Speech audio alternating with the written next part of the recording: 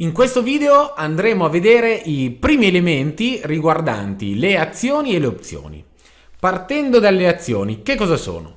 Sono titoli che rappresentano le quote di una società, la quale decide di quotarsi in borsa. Apple, Facebook e Google sono solamente alcuni esempi che possiamo prendere proprio parlando di azioni quotate in borsa. Una società può quotarsi in borsa grazie ad un procedimento chiamato IPO, ovvero offerta pubblica iniziale, nel quale fondamentalmente viene stabilito proprio un prezzo iniziale di contrattazione dell'azione stessa. Il primo obiettivo di una società che si quota è quello di trovare capitali da investire nella crescita e nello sviluppo della società stessa. Questo per garantirsi fondamentalmente un futuro. Inoltre, in questo modo si rende più solida anche la struttura finanziaria e la redditività dell'azienda.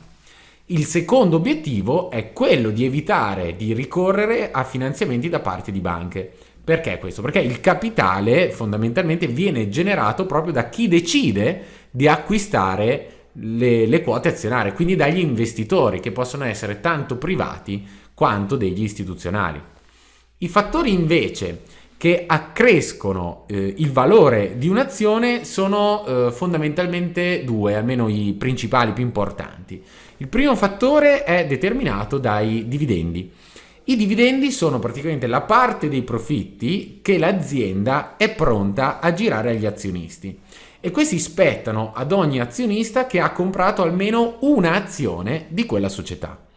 Gran parte delle aziende rilascia ad intervalli regolari dividendi. Giusto per essere un poco più chiaro, immaginate che un'azienda della quale abbiamo acquistato delle azioni, ottenga un utile di 100 milioni di dollari. Ecco, questi 100 milioni, magari 50 milioni decide di devolverli agli azionisti tramite dei dividendi e gli altri 50 invece li reinveste nell'azienda per la sua crescita futura.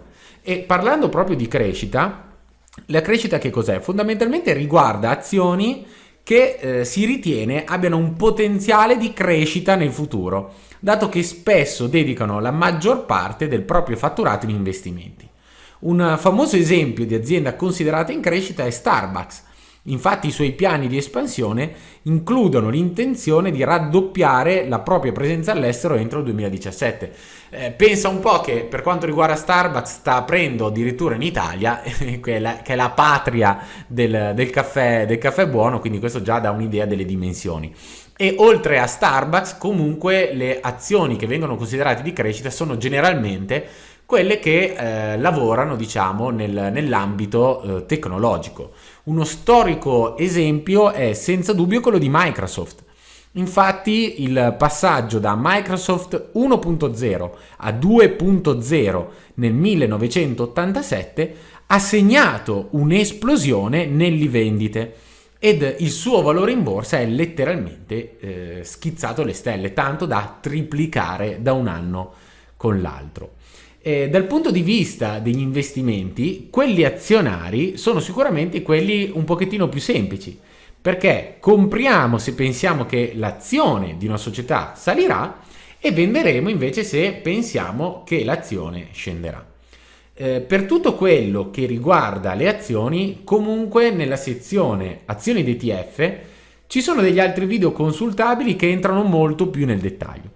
Quindi se la parte relativa alle azioni per qualunque motivo non dovesse risultare chiara, il mio consiglio è quello di guardare prima quei video e poi di ritornare a seguire il percorso sulle opzioni, così tutto sarà molto più semplice e fruibile. Passando invece alle opzioni, la prima cosa che bisogna sapere è che si tratta di uno strumento derivato. Infatti, a differenza delle azioni, che sono strumenti emessi direttamente dalle società, le opzioni sono strumenti creati direttamente dai mercati. Quindi, ad esempio, un'opzione su Apple non è uno strumento creato da Apple, ma è uno strumento creato proprio dai mercati. Come seconda cosa, le opzioni sono soggette ad una scadenza, a differenza delle azioni, che ovviamente uno le può acquistare e tenersele in portafoglio anche per 100 anni. In genere questa scadenza è il terzo venerdì di ogni mese. almeno per quando parliamo, diciamo, di opzioni che hanno come base, o come impareremo, hanno come sottostante le azioni e gli ETF. Ovviamente si possono acquistare anche con una scadenza più ampia rispetto a quella mensile. Tuttavia, il giorno preciso della scadenza sarà sempre il terzo venerdì del mese. Giusto per dare un'idea, per fare un esempio, io a marzo posso comprare opzioni che scadono a settembre senza nessun problema.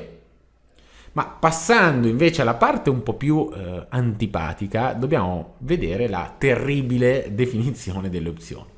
Allora, l'opzione che cos'è? È un contratto a tutti gli effetti tra due parti che ha per oggetto il diritto, ma non l'obbligo, per chi compra dietro il pagamento di un corrispettivo di comprare o vendere entro la data di scadenza e dal prezzo prefissato un bene. Ora, la mia faccia personalmente la prima volta che ho letto questa definizione era esattamente questa che vediamo nel video, quindi non ti preoccupare se in questo momento c'è un po' più di confusione, perché comunque nelle prossime sessioni andremo a vedere punto per punto questa definizione in modo tale che possa essere assolutamente chiara.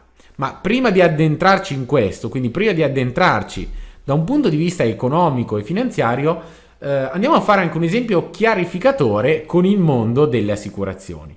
Perché dal punto di vista delle assicurazioni è come sottoscrivere un'assicurazione dove andiamo a pagare un premio che rappresenta la nostra massima perdita, qualunque cosa succeda alla nostra auto, parlando di assicurazioni, in questo caso invece alla nostra azione. Quindi quando lavoriamo con le opzioni e le andiamo ad acquistare, noi andiamo a pagare al mercato un premio che rappresenta la nostra massima perdita possibile. Per il momento accontentati, diciamo, di aver portato a casa questi primi due concetti.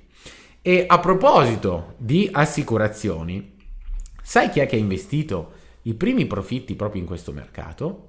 Warren Buffett. Il perché è abbastanza semplice. Hai mai visto un'assicurazione perdere soldi? Nel prossimo video che cosa andremo a vedere? Andremo a vedere che cosa significa comprare azioni, che cosa significa comprare opzioni e poi il pro e contro delle azioni e delle opzioni.